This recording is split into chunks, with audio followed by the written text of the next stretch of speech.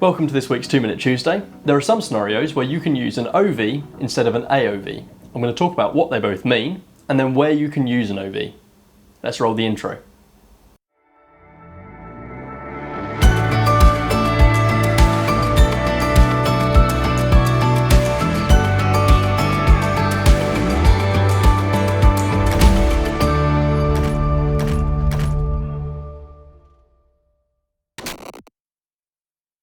First, let's start the timer. An OV is an opening vent, whereas an AOV is an automatic opening vent. Now an OV is still an electrically operated vent, it's just not automatic. It's usually operated by means of a firefighter's priority switch or a key switch. However, you need to remember that an OV is still a piece of firefighting equipment and should only be used by firefighters, not by residents.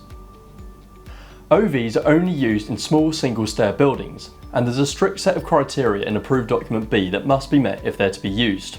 The criteria are found in Approved Document B, Section 3, Subsection 3.28. That's page 28. All of these criteria must be satisfied if an OV is to be used. They are as follows. The top story of the building is no more than 11 metres above ground level. There are no more than 3 stories above the ground story. The stair does not connect with a covered car park, unless that car park is open-sided, and there's more detail on that in Approved Document B. The stair does not serve offices, stores or other ancillary accommodation. If it does, there are further considerations in Approved Document B. There's also further considerations for bin stores and rubbish chutes. Finally, either of the following must be provided for the fire and rescue services. Either a high-level openable vent with a free area of at least 1 metre square at each story, or a single openable vent with a free area of at least 1 metre square at the head of stair, openable remotely at the fire and rescue service access level. If all of the criteria are met, then OVs can be used.